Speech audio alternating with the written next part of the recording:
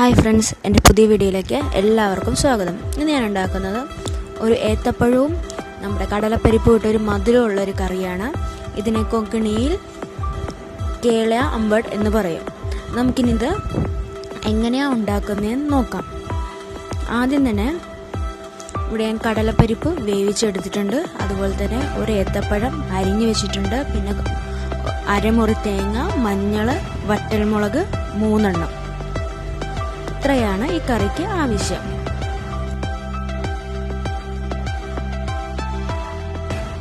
അടുത്തായി നമുക്ക് ഏത്തപ്പഴം വേവിച്ചെടുക്കാം. ഞാനിപ്പോൾ ഒരു സെപ്പറേറ്റ് ഒരു പാത്രം എടുത്തിട്ട് വെള്ളം ഒഴിച്ച് അതിൽ വേവിച്ചെടുക്കുന്നുണ്ട് പഴം.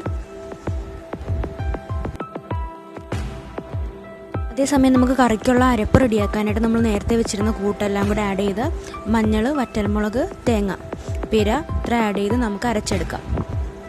നമ്മുടെ പഴം ഏകദേശം റെഡി ആയിട്ടുണ്ട്. ഇനിയിപ്പോൾ ഗ്യാസ് ഓഫ് ചെയ്ത് വയ്ക്കാം. നമ്മുടെ മറ്റൊരു കടായി വെച്ച് കടായി ഒന്ന് ചൂടാൻ ശേഷം വെളിച്ചെണ്ണ ആഡ് ചെയ്യുക. എണ്ണയൊന്ന് ചൂടായതിനു ശേഷം കടുക് വറുക്കുക. 1 സ്പൂൺ കടുകാണ് ഞാൻ എടുത്തിട്ടുള്ളത്.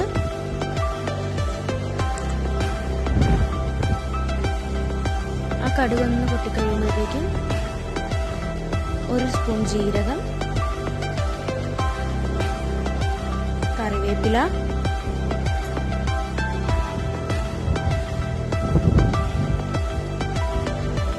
ചുക്കുപൊടി ഇത്ര ആഡ് ചെയ്യാം.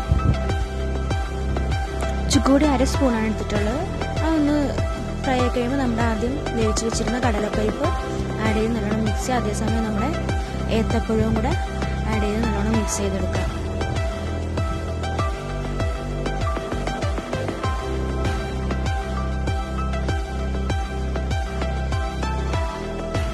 ഇനിയിപ്പോൾ അടുത്തതായിട്ട് ശർക്കര ആഡ് ചെയ്യാൻ ഞാൻ ഈ ഒരു കപ്പിൽ ശർക്കര വെള്ളമാണ് ആഡ് ചെയ്തിരിക്കുന്നത്.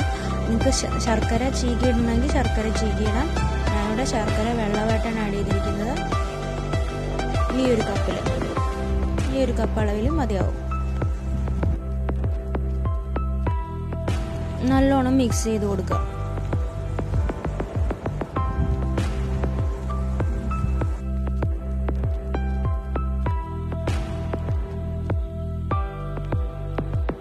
ഇനിയിപ്പോൾ 1/2 സ്പൂൺ ഉപ്പ് ചേർക്കുക. നമ്മുടെ ആ മധുരം ഒന്ന് പാകത്തിനാകാൻ വേണ്ടിയാണ് ഉപ്പ് ചേർക്കുന്നത്.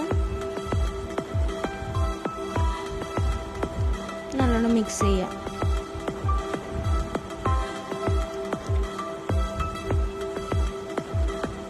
അതേസമയം ഏലക്കാപ്പൊടിയും കൂടെ ആഡ് ചെയ്ത് കൊടുക്കുക. നല്ലോണം മിക്സ് ചെയ്തെടുക്കുക.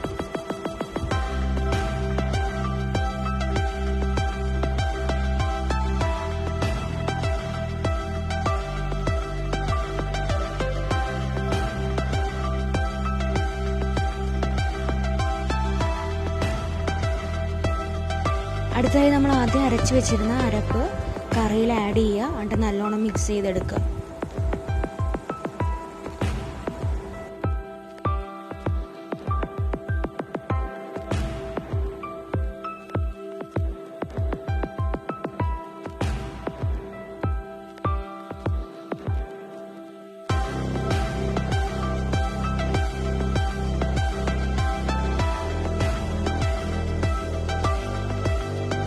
അങ്ങനെ നമ്മുടെ കറി റെഡിയായി. ഒന്ന് തിളച്ച് വരുമ്പോഴത്തേക്കും ഓഫ് ചെയ്യാവുന്നതാണ്.